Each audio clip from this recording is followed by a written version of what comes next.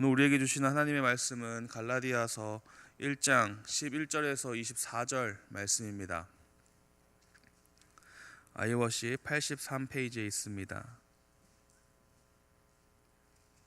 갈라디아서 1장 11절에서 24절까지의 말씀입니다.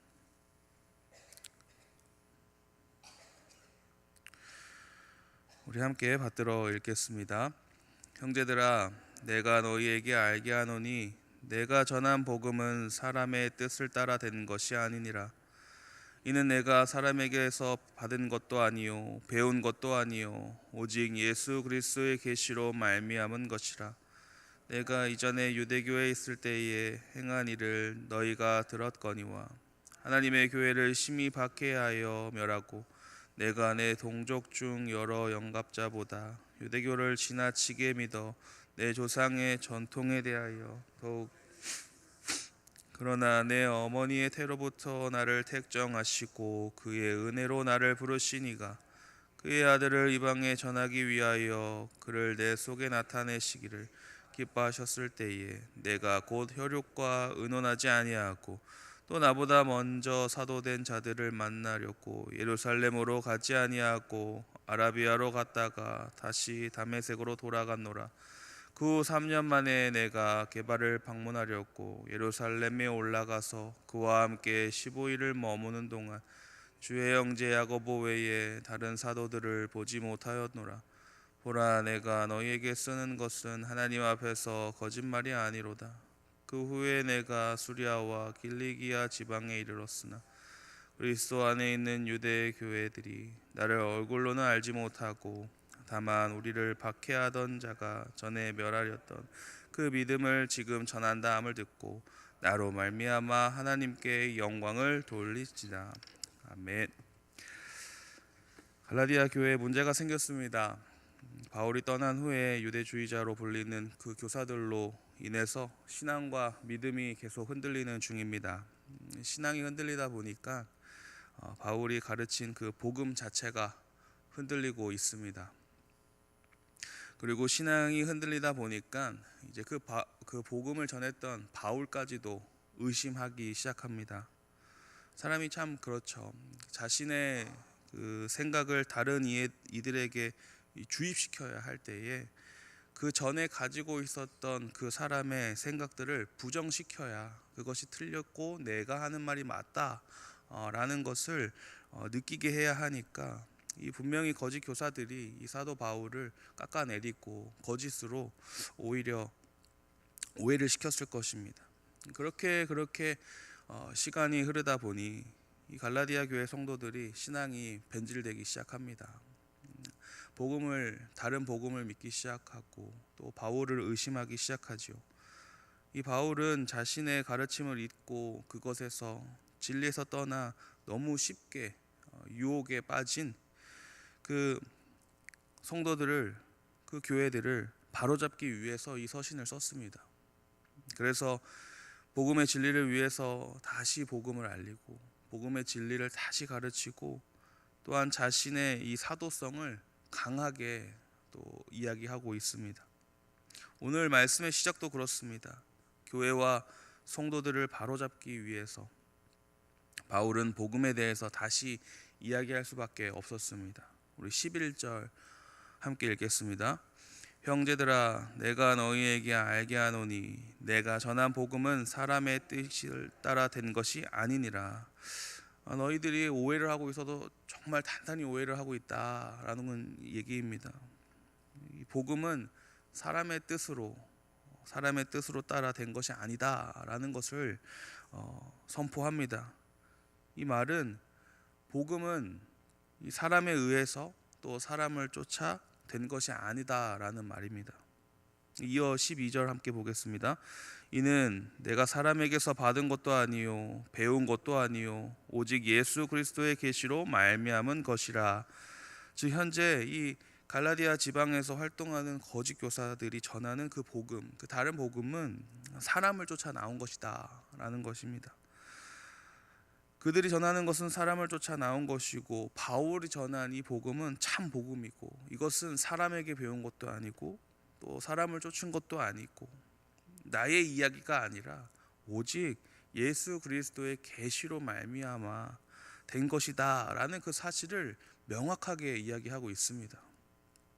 이 복음의 기원은 인간적인 것과 관계가 없음을 말해주고 있습니다. 오직 예수 그리스도를 통해 받은 것임을 설명하고 있습니다. 이 오직이라는 단어가 매우 중요합니다. 이 오직이라는 표현은 다른 불순물이 없다라는 말입니다. 복음은 불순물이 끼면 복음이 아닙니다. 인간의 생각, 인간의 해석, 그 인간의 뜻, 그 모든 것은 불순물이 됩니다. 복음은 오직 예수 그리스도를 통해 받은 복음입니다. 복음은 복음입니다. 그리고 이어 바울은 자신이 사도가 된 과정에서 하나님의 은혜와 또 부르심을 하나님의 섭리로 알립니다. 바울 자신은 회심 전에 하나님의 교회를 핍박한 일은 널리 알려진 사실이죠. 그도 그럴 것이 바울이 얼마나 총박맞는 그 엘리트였습니까? 베냐민 지파 출신의 로마 시민권자였고 또 유대 사회에서 상당한 특권을 가진 집안에 있었습니다. 명문 가문에서 태어났고요. 공부도 얼마나 잘했습니까? 그때 최고의 율법학자였던 가말리엘에게서 율법을 배웠습니다. 정통적으로 얼마나 체계적으로 교육을 받은 자입니까? 정말 엘리트 중에 엘리트였습니다. 그러니까 또 얼마나 열심히 핍박을 했을까요? 13절 보시면 심히 박해하고 멸하였다라고 합니다. 이 박해하고 멸한다 라는 이 유사한 용어를 2번이나 사용을 했습니다. 강조에 강조를 한 것이고요. 거기에 심히라고 더 강조를 합니다. 그러니까 얼마나 열심히 핍박을 했는지 이 단어로만도 알 수 있습니다. 이 문장으로도 알 수 있습니다. 박해하고 멸한다 라는 이 단어의 원어의 의미를 살펴보면 마치 전쟁터에서 적군을 죽이면서 상대의 진영을 황폐하게 만드는 것이라는 의미입니다. 그래서 전쟁에서 적을 대하는 심정으로 교회를 박해한 것입니다. 얼마나 잔인하게 가혹하게 했는지 우리가 상상을 해볼 수 있습니다. 그런데 14절을 보시면 그 열심이 대단했다라고 이야기합니다. 이렇게 바울이 자신이 과거에 어떠한 사람이었는지를 이렇게 알려준 이유, 과거의 그 일들을 다시 한번 알려준 이유는 오늘 15절에서 16절 말씀 때문입니다. 15절 그러나 내가 그렇게 심한 박해자였지만 그러나 내 어머니의 태로부터 나를 택정하시고, 이 택정은 무슨 뜻인가요? 경계를 지어 구분시켜 놨다라는 것입니다. 그러니까 선택해서 구별지어 놨다라는 뜻입니다. 그의 은혜로 부르신 이가 16절 상반부에 뭐라고 하십니까? 그의 아들을 이방에 전하기 위하여 그를 내 속에 나타내시기를 기뻐하셨다라고 말씀을 하세요.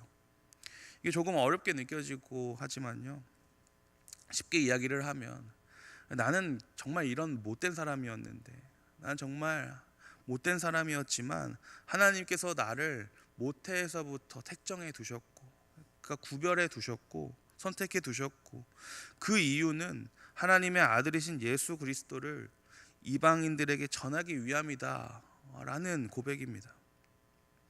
바울은 부활하신 예수님을 만난 이후 자신의 이 소명에 대하여 분명한 인식을 가지고 있었습니다. 하나님이, 그 예수님이 나를 왜 불렀는지, 나에게 원하시는 것이 무엇인 것인지를 분명하게 인식하고 있었습니다. 나는 하나님이 부르신 자다. 너희가 나에게 들은 그 복음은 사람의 뜻으로 만들어진 것이 아니라 정말 나를 부르신 그 하나님, 그 주님, 그 예수 그리스도의 계시로 생긴 복음이다. 하나님의 뜻으로 전하는 것이며 나는 하나님의 은혜로 부르심을 받은 자다 라는 것을 이야기하는 거고, 다시 한번 강조하고 있는 것이지요.